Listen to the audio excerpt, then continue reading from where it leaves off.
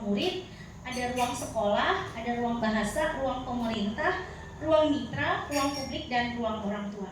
Nah, nanti yang akan teknologi yang akan saya rekomendasikan di sini adalah ruang GTK, fiturnya fitur pelatihan mandiri. Lalu kenapa ada logo Gemini? Gemini ini adalah alat bantu teknologi atau AI atau kecerdasan buatan yang akan membantu Bapak dan Ibu dalam menyusun atau merancang modul ajar pembelajaran mendalam.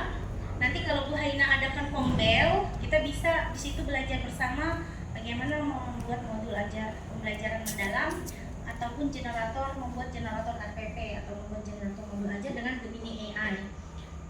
Tidak hanya membuat modul ajar, tapi kita juga bisa membuat ini tadi, yang di awal tadi, laporan hasil belajar. Laporan hasil belajar kan pada umumnya kita ketahui berupa raport.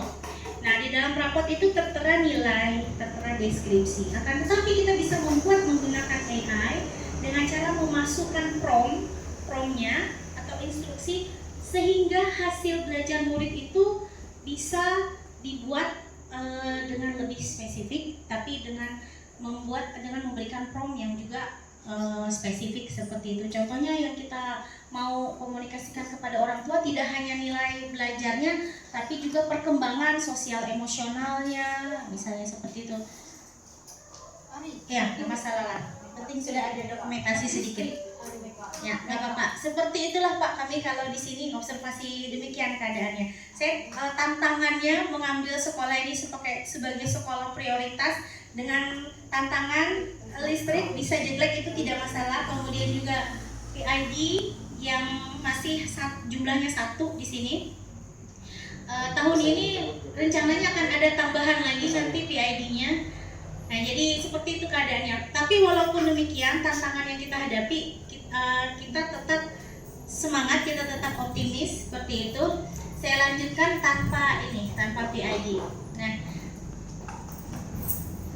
jadi yang bisa saya sampaikan di sini, setelah memberikan instrumen ataupun formulir isian kepada Ibu Kepala Sekolah pada tempo hari, yaitu untuk mengambil data komitmen perubahan kepala sekolah, baik itu kesadaran dalam melakukan refleksi dan kapasitas dalam memimpin perubahan, bisa diambil kesimpulan atau catatan ya di situ bahwa kesadaran kepala sekolah untuk melakukan refleksi itu masuk dalam kategori berdaya, kemudian kapasitas memimpin perubahannya sedang.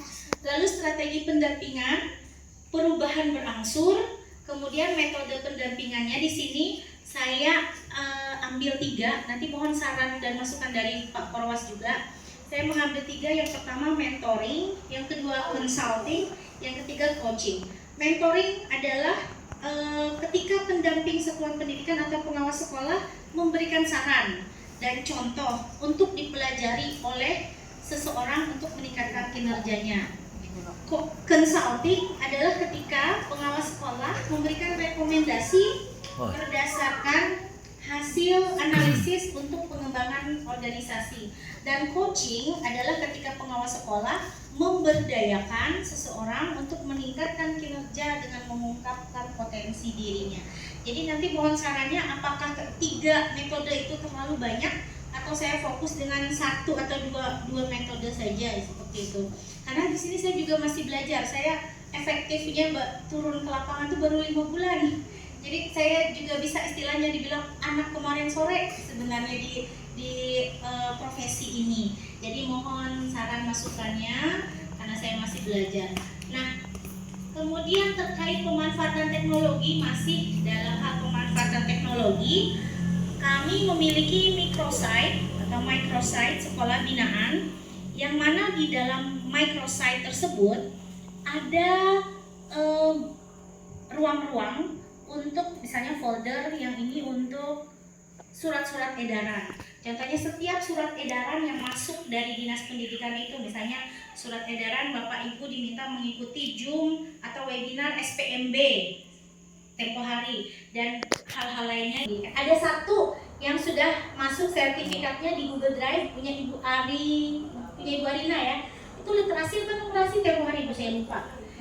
Literasi. Ibu Arina ini termasuk aktif sekali di pelatihan mandiri, sertifikatnya banyak sekali gitu ya. Itu kata Ibu zaman dulu ya, waktu masih apa tuh Ibu? 2004, 2023 banyak sekali sertifikatnya. Lalu jadi microsite itu kami manfaatkan sebagai sumber juga untuk komunikasi dan informasi kami bersama-sama antara saya dan kepala sekolah dan kepala sekolah dengan guru. Jadi kami bisa saling menyampaikan informasi dan berkomunikasi lewat microsite tersebut. Karena di dalam itu juga ada link ke Telegram, ada link ke WhatsApp seperti itu. Ya, tidak apa-apa. Seperti itulah tantangannya. Lalu, adapun output saya sudah hampir selesai juga nih. Saya tidak siapkan banyak-banyak ini presentasi karena nanti mungkin bisa diisi dengan diskusi, tanya jawab. Kemudian setelah microsite tadi yang dimanfaatkan, pemanfaatan teknologinya tadi, kalau Bapak dan Ibu melihat kenapa kok saya kekeh sekali hari ini mau pakai PID, saya sedang mengikuti BIMTEK Guru Pejuang Digital. Ini Guru Pejuang Digital ini bukan hanya guru yang ikut, kepala sekolah juga ada di dalamnya, pengawas juga ada. Jadi kenapa PID saya gunakan? Karena memang dalam BIMTEK tersebut itu kami diwajibkan mendokumentasikan saat kami sedang micro teaching atau micro learning seperti ini menggunakan PID gitu. Jadi saya sudah ada di level 3 jadi dokumentasi ataupun video yang saya ambil hari ini di kegiatan kita pada hari ini itu akan saya edit, saya masukkan ke YouTube, lalu saya kumpulkan sebagai tugas saya untuk menyelesaikan BIMTEK level 3 ini. Dan mohon doanya, dukungannya, supportnya dari Bapak dan Ibu, Bapak Korwas. Mudah-mudahan saya bisa lulus. Ini deadline-nya tanggal 12. Tanggal 12 ini sudah harus saya submit tugasnya. Jadi ini tadi kemana ini ya? Bentar, colokan nggak, sudah tercolok. Nah, jadi lupa lagi caranya ini tadi itu kayak gimana. Bentar ya. Mana tadi itu? Lupa untuk memunculkan slide-nya lagi. Bentar ya. Harus jeda dulu ya. Tidak bisa. Nggak mungkin. Oh, dicabut ulang nih. Iya. Cukup lagi. Yang di situ nggak bisa dicabut. Iya. Itu gambarannya tadi Pak. Seperti itulah keadaan kami di sini. Apalagi kemarin challenging banget waktu TKA. Ya itu challenging banget, sangat menantang. Nah ini tadi terkait ini komitmen perubahan, strategi pendampingan, metode yang saya sampaikan ada 3 tadi. Dan mohon saran dari Pak Korwas, apakah saya fokus pada 1 atau 2 saja? Kalau 3 misalnya kebanyakan. Lalu ini adalah microsite yang kami manfaatkan. Ini tampilan microsite-nya. Kalau Bapak dan Ibu di sini belum punya tautannya, silakan bisa scan QR-nya. Kemudian di sini ini yang terbaru itu ada materi SPMB tempo hari. Kemudian di sini ada beberapa rekomendasi pelatihan mandiri khusus topik literasi. Di sini ada ini apa? Numerasi. Yang ini literasi. Kemudian, nah seperti inilah tampilan microsite-nya. Saat ini masih fokus pada 2 topik, literasi, numerasi. Boleh nanti dieksplorasi microsite-nya. Saat ini ada juga link Google Drive-nya, baru 1 sertifikat yang saya masukkan di situ punya Ibu Ari. Nanti silakan teman-teman. Kenapa kok ini yang saya tekankan? Karena memasuki tahun ajaran baru nanti. Saya ingin mengajak Bapak dan Ibu membuat assessment awal pembelajaran literasi dan numerasi. Oleh karena itu kita belajar dulu topiknya dari sini. Kemudian juga ada topik membaca dengan metode fonik. Nah ini cocok sekali untuk Bapak Ibu yang akan mengajar di kelas rendah, khususnya yang akan struggle, akan langsung berhadapan dengan murid yang tadi seperti Ibu Haina sampaikan. Oleh karena itu kita perlu banyak berliterasi juga, kita perlu banyak belajar sebelum kita memberikan pelayanan kepada murid. Oleh karena itu kenapa ini? Saya juga di rumah itu kalau lagi gabut, nggak ada kerjaan, pasti bukanya modul atau buka LMS seperti itu. Jadi sambil cuci piring itu saya putar videonya. Terus saya juga sambil mendengar berulang-ulang kali. Ada yang sudah selesai topiknya, saya ulangi lagi. Kalau saya penasaran, saya ulangi lagi. Nah, ini ada sertifikat Ibu Arina. Di sini saya cantumkan, mungkin pecah di sini gambarnya ya. Nah, terima kasih, apresiasi saya untuk Bapak dan Ibu yang masih semangat belajar gitu ya.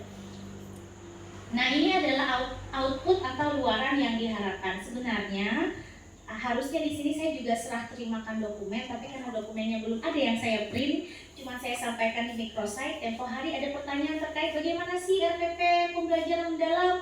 Saya sampaikan ini microsite-nya, di dalam situ ada contoh RPP pembelajaran mendalam, sistematika pembelajaran mendalam RPP-nya yang acuannya dari Panama gitu. Silahkan di export. Cuma memang belum ada print out-nya. Lalu ada juga rubrik untuk menilai 8 profil lulusan itu. Jadi saat kita mencantumkannya di dalam modul ajar, tidak hanya kita centang-centang rubrik ketuhanan, beriman, bertakwa, tidak, tapi ada rubrik untuk kita menilainya. Nah, nanti juga akan ada rubrik untuk menilai apakah pembelajaran mendalam ini sudah diimplementasikan di sekolah ini dan pada level apa? Level 1 kan, level 2, level 3 dan seterusnya. Itu nggak apa-apa lah. Oke. Yang penting Bapak dan Ibu sudah melihat. Saya bacakan di sini. Ibu, Bapak dan Ibu, saya ucapkan terima kasih banyak untuk segala perhatian dan segala dukungan dari Bapak dan Ibu. Berikutnya kita serahkan kalau ada saran, masukan, input atau feedback dari Bapak pengawas, Pak Korwas, koordinator pengawas, waktu dan tempat kita persilahkan. Terima kasih banyak.